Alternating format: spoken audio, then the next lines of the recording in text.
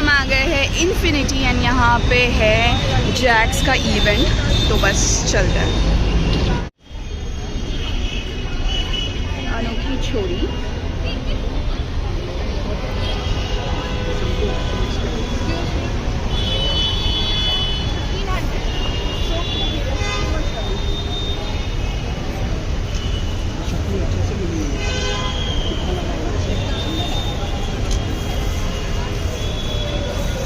Colour combination और है क्या?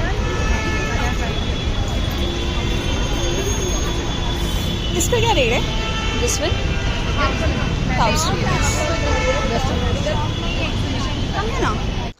ये एग्ज़िबिशन था इन्फिनिटी मॉल के आउटसाइड जो पूरी जगह है यहाँ पर अंधेरी वेस्ट के, एंड यहाँ पर काफ़ी सारे एग्ज़िबिशन के स्टॉल्स लगे हुए थे एंड ये सारे स्मॉल बिजनेस एंटरप्रेन्योर्स हैं। एंड यहाँ पे मैं पहली दफ़ा आई थी, ये हर बार ही लगता है आई गेस, मतलब काफ़ी मर्तबा मैंने इसको बाहर से देखा है बट मैं कभी यहाँ पे अंदर नहीं आई। तो बस ये मेरा पहली बार था कि चलो मैं एक बार ही देख लूँ, अगर मेरे लायक होगा तो मैं नेक्स्ट टाइम यहाँ पे एग्ज़िबिशन लगा सकती हूँ। तो मैं जस्ट एक बार ही देखने आई थी यहाँ पर। हाँ जी, तो यहाँ पर हम आ गए थे फदक डेकोर्स में। यहाँ पे हम इनकी जो प्रोडक्ट है उसके बारे में फुल इन्फॉर्मेशन लेंगे थोड़े टाइम बाद। तो अभी हम जस्ट एंटर हुए थे यहाँ पे, तो हमने देखा यहाँ पे काफ़ी सारे स्टॉल्स थे एंड ये जैक्स फॉर यू ऐसे कुछ है नाम इस इवेंट प्लानर का। एंड ये जो है यहाँ पर एग्ज़िबिशन लगाते हैं, मतलब एक बार ही आई गेस ये पूरा ले लेते हैं एंड देन फिर छोटे छोटे बिजनेस लोग जो स्मॉल बिजनेस ओनर्स हैं उन्हें फिर ये छोटा छोटा जो है स्टॉल प्रोवाइड करते हैं। यहाँ पर जस्ट सारी चीज़ें देखकर या सारे स्टॉल वालों से बात कर कर मुझे ये रियलाइज़ हुआ कि अगर आप स्मॉल बिज़नेस ओनर हो और अपने बिज़नेस को आप दिखाना चाहते हो, सब तक पहुँचाना चाहते हो, अगर आप एग्ज़िबिशन जो सही नहीं हो और वहाँ पे पार्ट लेते हो तो आपका यहाँ पे बहुत बड़ा नुकसान होगा। अब आगे जब हम चलेंगे तो आप देख सकते हो यहाँ पर एक रेज़न आर्टिस्ट थी, वो ऑल द वे आइरोली से अंधेरी आए थे और ये 3 दिन का एग्ज़िबिशन था और उन्होंने कुछ 20K के आसपास भरा था और उनका पूरा फ्लॉप गया। अब आप देख सकते हो ये स्टॉल था जहाँ पर रेज़न आर्टिस्टिक थे एंड वो आइरोली से आए थे। उन्होंने इतना सारा मटेरियल बना कर लाए थे और बहुत कुछ बड़े बड़े आइटम्स भी थे पीछे रखे हुए थे। एंड ये 3 दिन का इवेंट था बट उनका कुछ भी सेल नहीं हुआ। अब ये जो वॉचेस है, वॉल क्लॉक है, वो कुछ 2000 की सेल कर रहे थे एंड यहाँ पे वो क्राउड ही नहीं था कि वो ले पाए। तो आप इतनी दूर कभी भी एग्ज़िबिशन ना लगाए। तो ये बस मैंने एक सेल्फ़ी निकाल ली थी एंड देन फिर हम आ गए वापस फदक डेकोर्स के पास में। इनका ये जो है ये हैंडमेड रोज़ेस बनाते हैं रिबन्स के एंड ये सेल करते हैं बुके बनाकर। तो ये इनका प्यारा सा क्यूट सा छोटा सा बिज़नेस था। तो अब हम उनकी ज़बानी सुनेंगे। हाय, मेरा नाम रुबीना है और हमारा ब्रांड है फदक डेकोर और हम उसके अंदर ये एटर्नल फ्लावर्स बनाते हैं। ये सारे हैंडमेड होते हैं, ये सिल्क सैटिन से बनते हैं। इसके साथ साथ हम ये एस्थेटिक मिरर्स बनाते हैं, इसमें बहुत वैरायटी होती है। हम वेडिंग आर्टिकल्स भी बनाते हैं, ये सारे हमारे एटर्नल फ्लावर्स की वैरायटी है। और हमारे जो बुके स्टार्ट होते हैं वो 150 से स्टार्ट होते हैं, वो इस तरह से लगते हैं।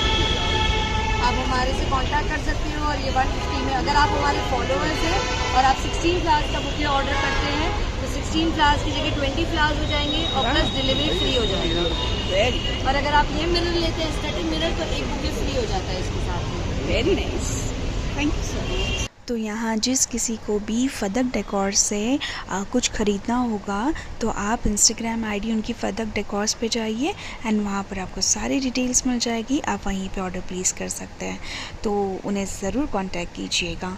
एंड यहाँ पे हम चले थोड़ा सा और आगे, जहाँ पर तो काफ़ी सारे एंटीटाना ज्वेलरी का है ना स्टॉल लगा हुआ था।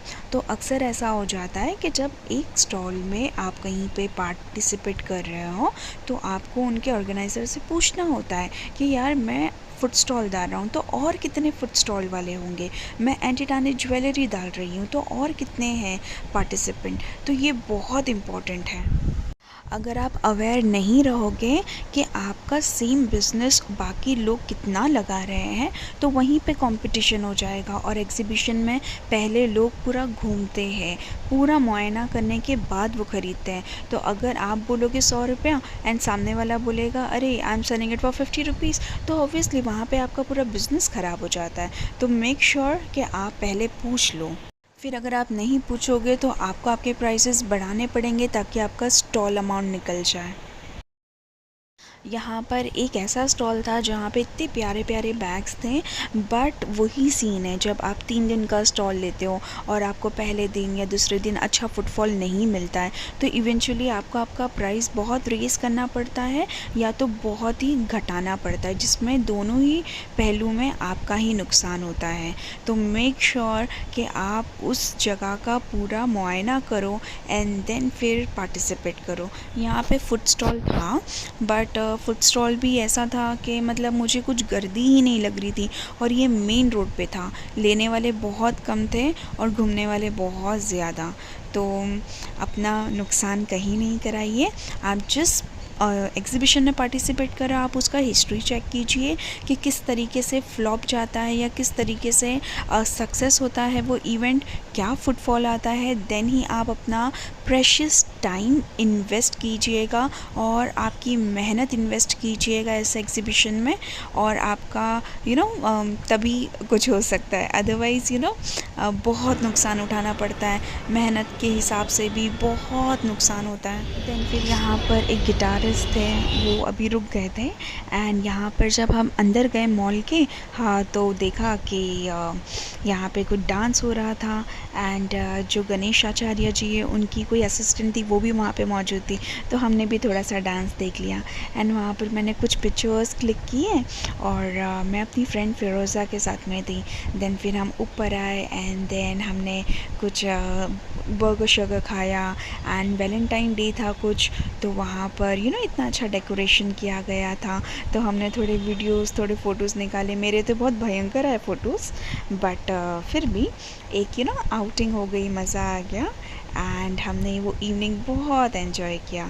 Thank you so much for watching. Thank you.